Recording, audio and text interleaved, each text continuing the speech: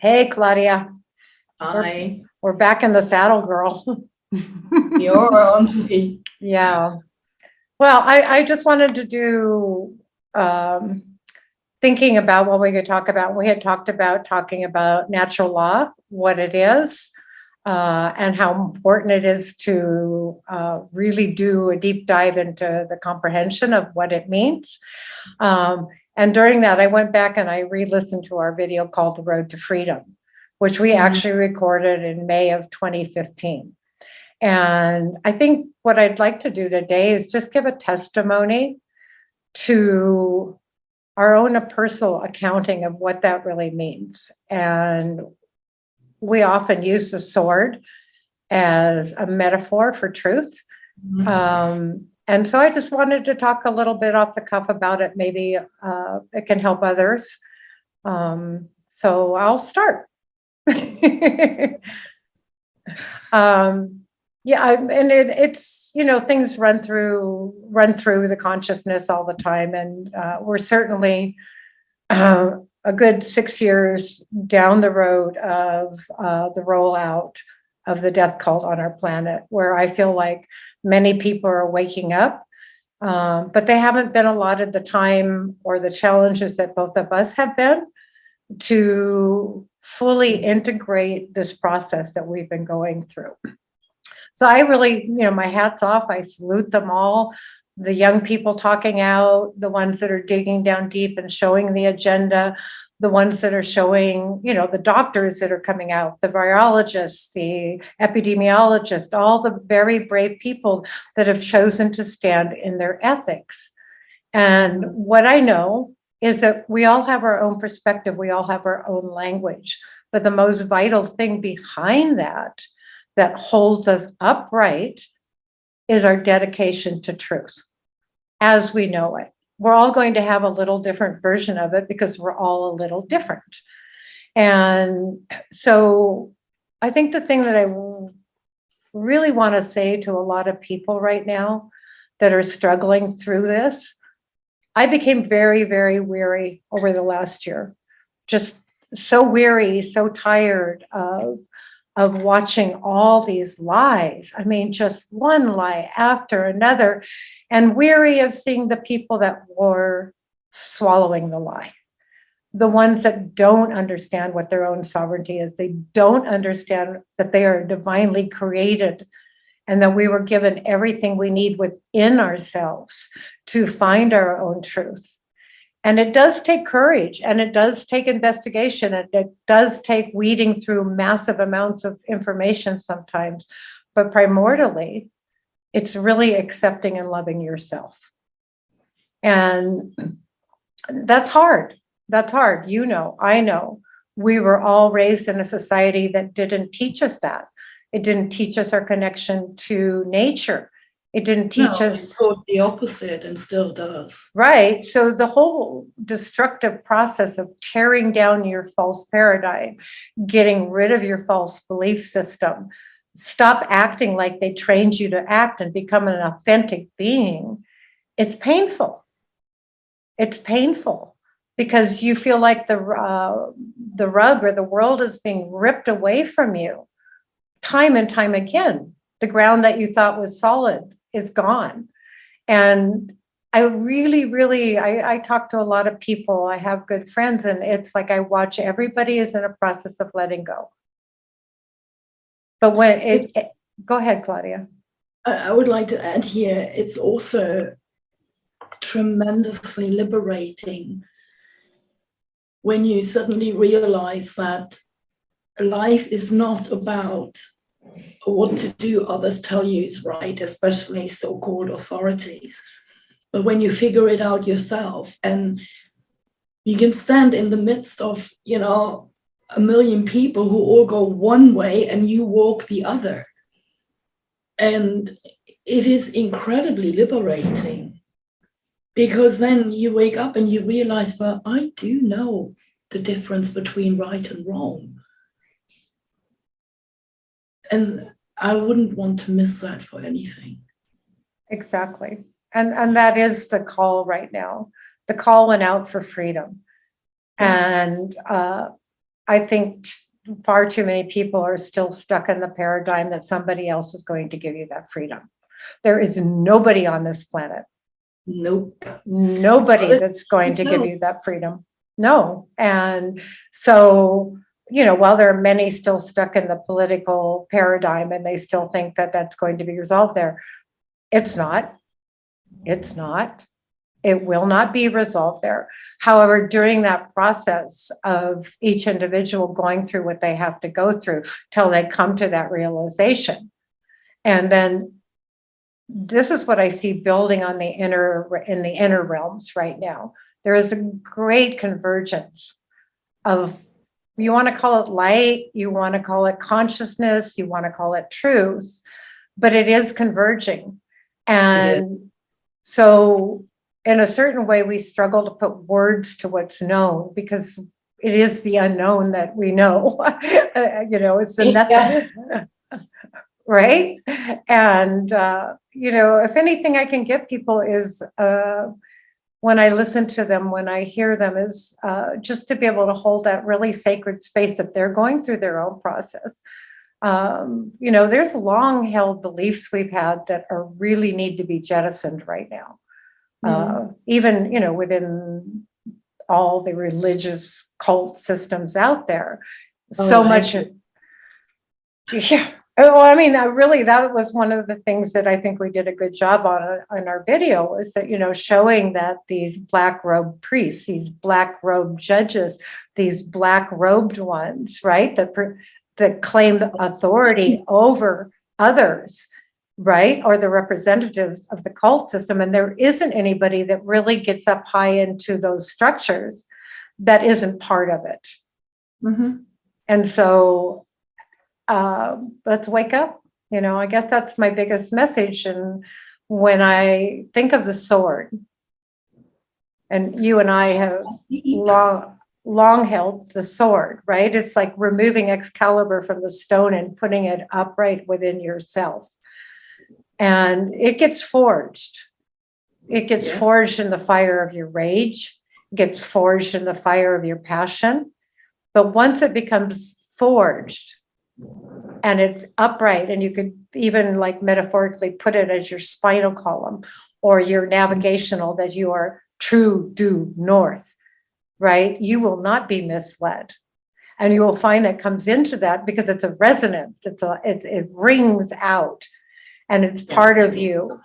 It brings forth into you everything you need. So if you're letting go of a job, if you're standing up and refusing to get the death jab, if you are having to sacrifice, maybe your home, maybe you have to sacrifice your family. People are being asked to walk away from, our families are telling you can't be part of them and you can't go sit at the Christmas table or whatever. It's worth it.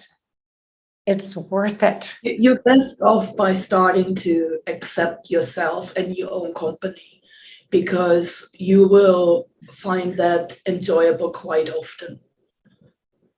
Yeah. Because it gets old when, people call you conspiracy theorist or stupid or whatever.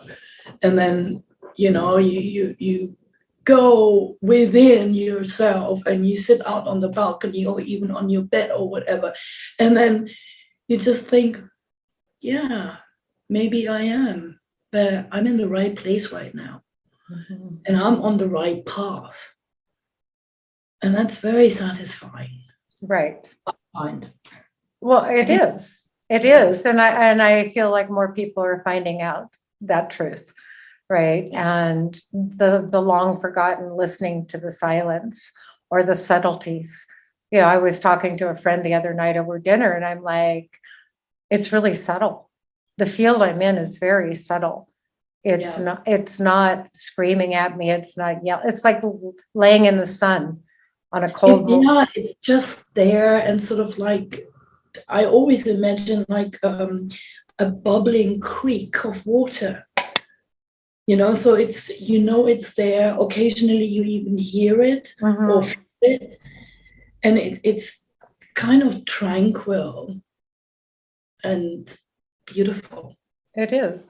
And, if there's anything that one partakes of this life experience when you come to a place of wisdom and serenity. And you know it. And even when the outside world is creating a chaos around you, you've built that place in yourself. It's a place of respite. It's a place you can sit, whether it's a bubbling stream or the sound of a bird chirping. For me, it's sitting on a very still, calm body of water. And I just, whatever I can help anybody reveal that to themselves by listening, by sharing my experience, by being a supporter of it. And fundamentally, that's what's required. Nothing is it comes in stages, I want to say. Mm-hmm. And moments. Probably start by tearing your hair out and beating yourself up over what an idiot you've been and so on and so forth. We've all been there and done that. But there does come a point where you accept that you've been an idiot because you are human after all, and we're here to learn. Mm-hmm. Otherwise, we wouldn't be here. Mm-hmm. And then at some stage, it does become easier, and because you will no longer have to think which way to go. You know exactly which way to go. Mm-hmm. Right. Well, you will know, and that is that's that quiet voice that is always directing. And when you can have it affirmed to yourself again and again that you are always being guided, you are always being taken to the next place for your own evolvement. Even if it's hard, the hard things don't shake you so much anymore. As you can sit there and you can take them for what it is, right? It's like my friend said to me just yesterday, she goes, wow, I just had this incredible release because I just looked at my life and I went, I just have to accept it for what it is. Yeah. I don't have to project or wish to the future or wonder why me and why did this happen. And when all that. Get out of victim mode. That's the first thing, and that's the most important thing. It is. You are not being targeted unless you allow yourself to be targeted. Mm-hmm. But once you get out of that mode, and once you stop blaming everyone, all and sundry, for whatever situation you are in, and you just sit back and say, well, I've really fucked up here, then you start to grow, really. Mm-hmm. Yeah. Even that saying, I really fucked up here, even that has left me in many, many ways because I didn't fuck up. I had the perfect experience for what I needed to learn. Yeah. And so I was operating out of ignorance, or I was operating out of lower passions, or I was operating out of, God forbid, envy, or whatever. It's just that when you see that and you can rectify that within yourself, everything starts to change. And I do feel that this is starting to happen on a much larger collective level for humanity right now. And so I love to listen to people. Maybe I don't even disagree with them. And I see that they're looking at things maybe through a lens that to me is limited at the moment. But their voices are adding to this unveiling. I mean, what horror are we not aware of right now? Yeah. I mean, it's all on the surface in plain display. And so to be able to actually observe that and look at it and not run away from it and remove yourself from participation in it so that your energy is not being taken into that. And it wants us. Evil wants us, it wants to pull us back down there. It wants to put us to despair. It wants us to commit acts of violence. It's very nature. So, a hungry lion will always go for the prey. Mm-hmm. So you can't even blame it. You just stop feeding it. Mhm. Yeah. And it's like, yeah, okay, maybe it's easier said than done, but it's not something that one cannot learn. Yeah. You have to be willing. Well, and it's like, there's a reason to feel rage. There's a reason to feel anger, all of these things. But what I've learned over the time is, instead of projecting that out at the world, if I use that flame for my own inner strength, Strengthens you. I'm so far ahead of where I would be. And I listen to so many people, and especially men, thank God there's still some men with testosterone out there, right? Sorry. But, and I understand that. And I, the warrior comes forth in them, and, they want to erect it. Some of them are, they're not going to do it, but maybe, but they want to wreak destruction. They want to pick up that sword and chop off the head of the enemy. And they want to see that justice. Well, good. However, it's just going to recreate the cycle again. Exactly. Now, also, I mean, I was at one point at a stage where I thought these, perpetrators, rapists, pedophiles, they should all die in a fire. Mm-hmm. And I mean, okay, I very much doubt I would pull one out of a fire if I saw one at this point, but I don't wish them harm anymore. I think I've learned enough about natural law that every action has a consequence. And I'm just grateful that I'm not in their skin. Because they're going to face they're going to face the consequences of their actions. And my heart goes out to them, to be honest, because what they're going to experience, is not something you would wish on anyone. No. And I think what you said is, along that line of keeping this about the natural law. Yes, that is. Everything has a consequence to it, every action, every word. And I think that's another very important thing that people put in their consciousness. My words. What words am I speaking? Am I able to hold my words? Are they true? Can I keep my word? And and we're seeing such a twisting of our language and of everything right now. But that's probably a topic for another discussion. I have this vision. I think we all get visions from time to time, but the pedophiles, the Satanists, the ones that are harvesting organs, all of these entities, I can't even put them into human category, honestly, because I don't see them acting in any way I can call human. No. But it's like they will do themselves in. They're going to do it to themselves. Well, I mean, evil is by its very nature designed to destroy itself. Yeah. So. Well, that's what Michael Tertullian said. Yeah. That within evil are the seeds of its own destruction. Yeah, of course it is. It cannot be any other way. So what do we the people, what do we do? The light brighter our truth shines, the brighter our own inner being shines. We're putting more, let's say, counter pressure on that other force. And I often see it imploding into itself. I don't know what that means. I don't really know the outcome of that. But I know a lie cannot stand in the face of truth.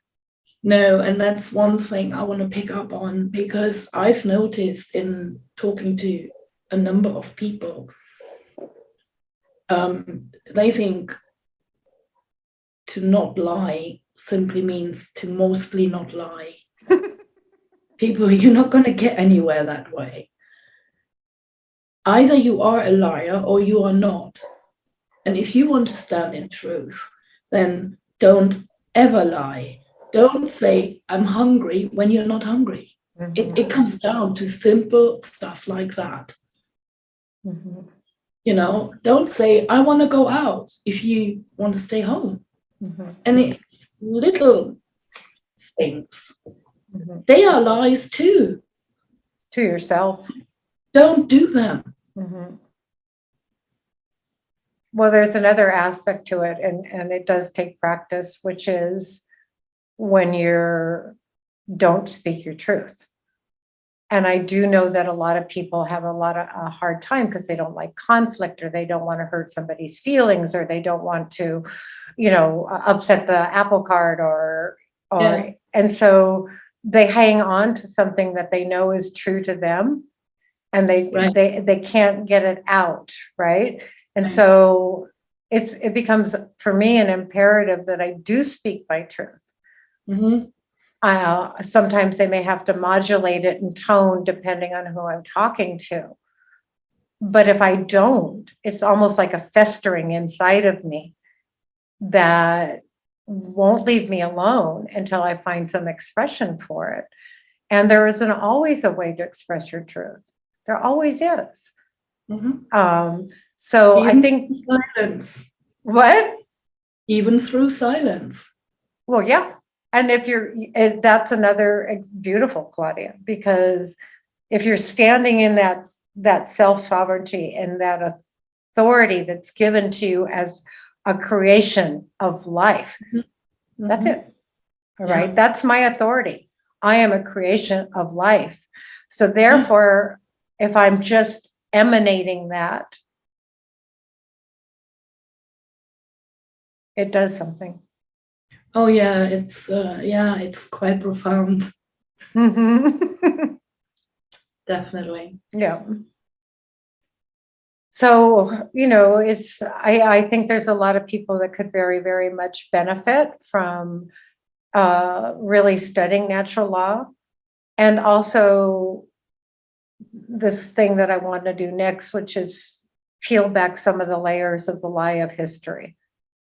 And because you have to, when you start going down and start looking at how did this system of law, which is not law, which is having put every living being, human or not, into a persona, into a straw man, which is your birth certificate, right?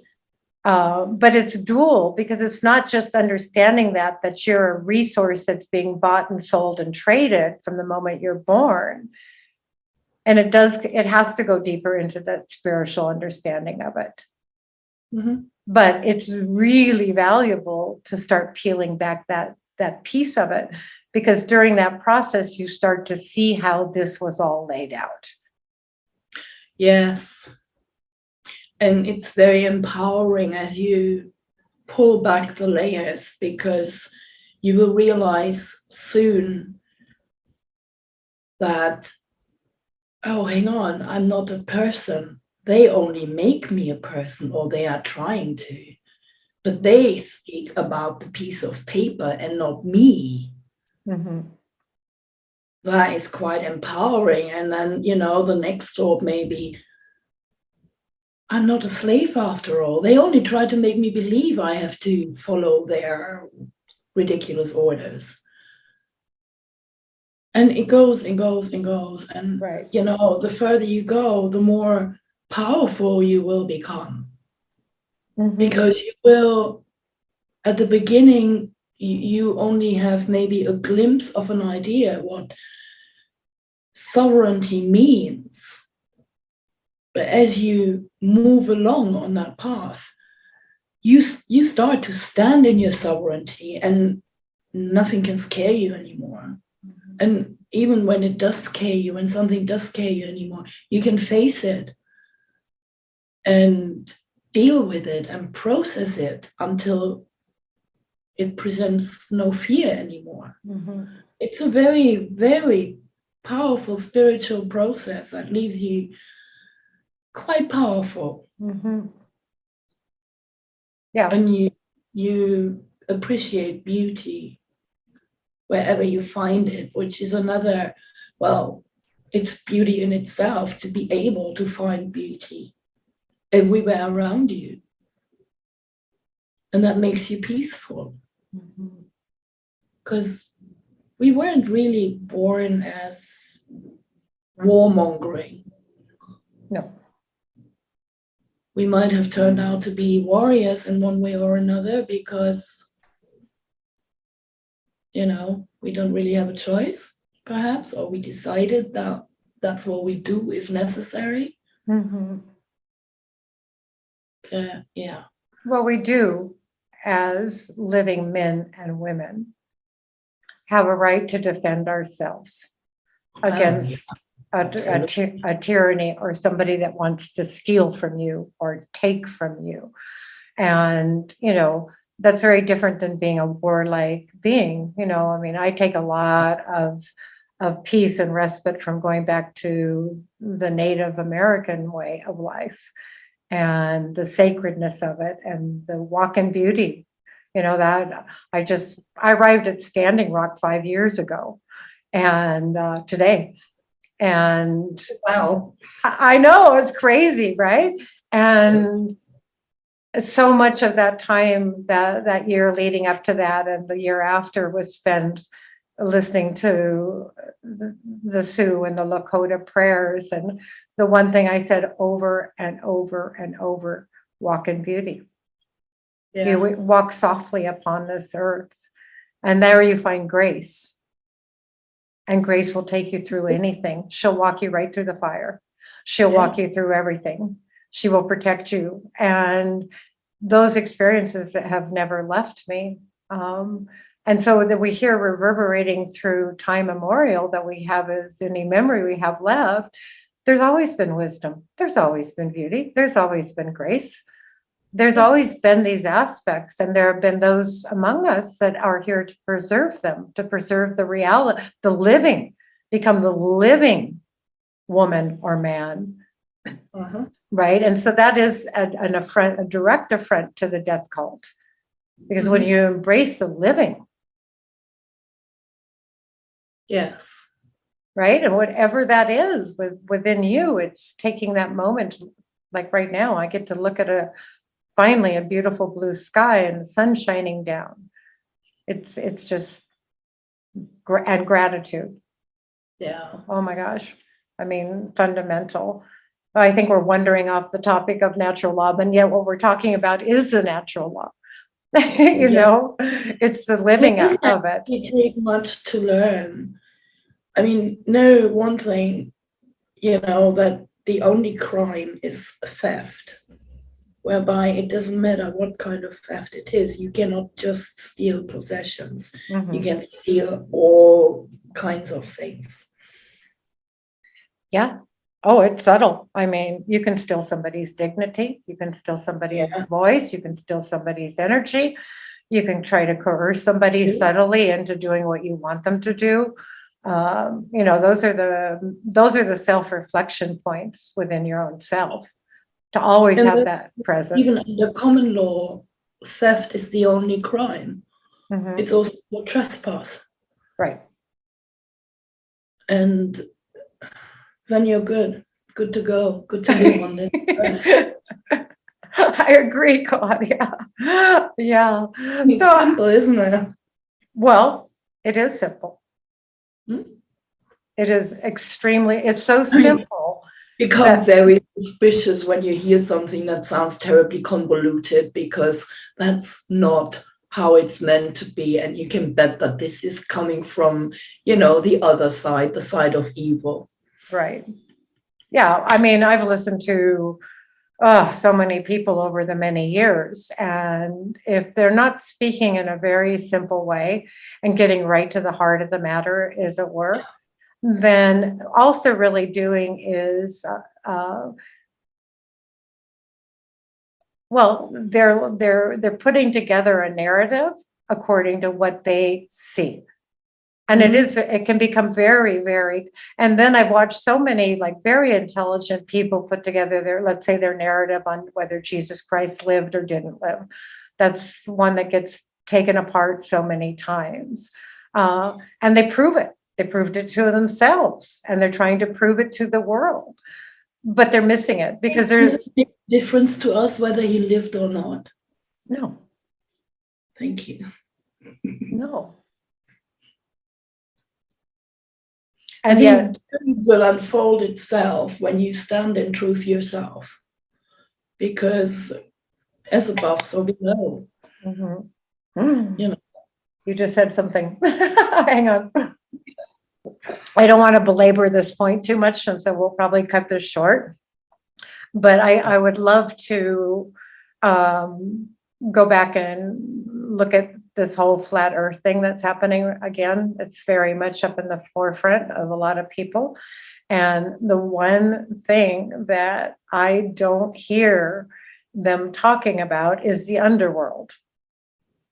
So we're left with this flat, and so we're left with this flat plane with an ice wall model, right, with a dome over it. Well, excuse me, we're leaving out half of the sphere. And I think you and I have maybe it's not unique, but we have our own take on that. And I think it would be a nice little talk we can have. Yeah. Because as above, so below. Exactly. Yeah. So, well, I thank you for taking some time today. And You're most welcome. Yeah, it's a pleasure, Claudia. I don't know if you want to say anything before we end this recording. Well, to anyone who listens, thank you for listening. Yes, thank you. Thank you for listening, and onward. Yep. Quite a journey. And I think, as we always will, and I'll just end with something we said, and penetrate it, friends, penetrate it. The whole of the law is love.